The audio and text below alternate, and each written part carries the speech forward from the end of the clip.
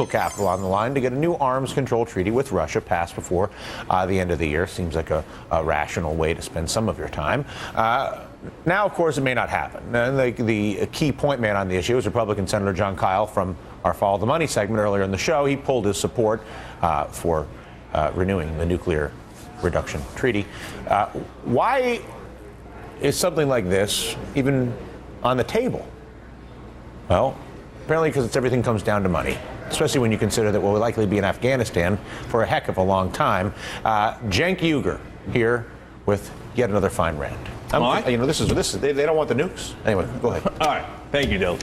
All right. Now, we're told that national security is sacrosanct, and God, the politicians would never consider money or lobbyists or political contributions when making those kind of decisions, would they? Well, let's look at two issues. First, let's start with Afghanistan. There was an amazing poll by Reuters that asked, by International Council on Security and Development, that asked people in Helmand and Kandahar. Now, those are the Taliban strongholds. Do you know why the Americans are here? 92% of them had no idea about 9/11. They had no earthly idea why the Americans were there in Afghanistan. They're fighting us because we're fighting them. They're like, I don't know, this guy show up in my valley, I fight him, right? So how much money did we spend on this fruitless war that apparently is going to go all the way to 2014? At least $345 billion, that's according to Reuters, since July. But as we see now, it's actually past $368 billion. And that money keeps piling up. And as you know what? That money goes somewhere. It goes to defense contractors. It goes to people that make tanks, bullets, weapons, et cetera, but we're told, no, don't worry, they would never take that into account when making decisions about national security. Look at that ticker, over $368 billion.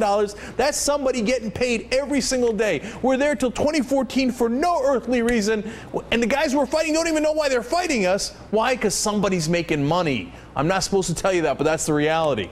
Now let's go to Jon Kyl. The president did the START treaty.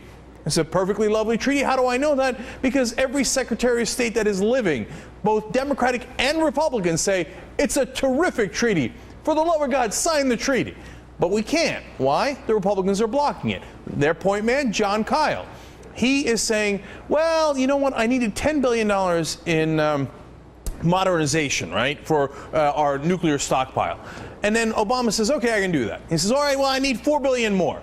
Obama says, fine, I could do that. And Jon Kyl now turns around and says, no, I need $4 billion more. How much money do we need for nuclear modernization? And by the way, that $4 billion, the extra $4 billion, according to Howard Feynman from the Huffington Post, said Kyl hasn't budged so far, but if he can get another $4 billion or so on top of that, he might agree. Wow, is he not merciful, right? So now why is he doing all this? Well, let's take a look at his contributors and see if that might give us some clue. Lockheed Martin, United Technologies, Boeing, General Dynamics, Dynetics, BAE Systems. Raytheon has given him $42,950 since 1989. Raytheon also has a gigantic factory in his home state of Arizona. I'm sure none of that played a role at all in his decision making. Since his career began, Jon Kyl has collected $380,810 from the defense industry. Gee, I wonder if that affects his decision to ask for another $8 billion that would go towards the defense industry. Come on, people, this is obvious. Now, if you say it in Washington, the media will freak out and go, oh my God, you are questioning these people's motivations. Damn straight I am. We got no business in that war in Afghanistan, and we got no business holding up this START treaty whatsoever. The reason they do it, it's because of the same reason. If you're conservative or liberal, you know it too. All of you know it. So the same reason the politicians make all their decisions, based on the money they receive. And that's not how we should be doing it. That's why we got to clean up the system. Yes. I don't know what it's not, you know, I know that you're supposed to, if you host these shows, you're supposed to have lots to say all the time. I recognize that I talk too much, or at least a lot. It depends on the eye of the beholder, I guess. But in this case, I'm just going to go with yes. Yeah. Now, look, here's the thing. I've been doing shows at 3 o'clock here on MSNBC, et cetera, Young Turks, and I've had Democrats, I've had Republicans, I've had colonels, I've had generals, they all come on and I say, hey, what are we doing in Afghanistan? What's victory, right? They say, I don't know. There's no victory. What's victory? They can't even define it. And they're going to say we're staying at least till the end of 2014. What are we doing for another 4 years with? Well, I don't know. Have you seen the tanks? They are so badass. They are like jet powered.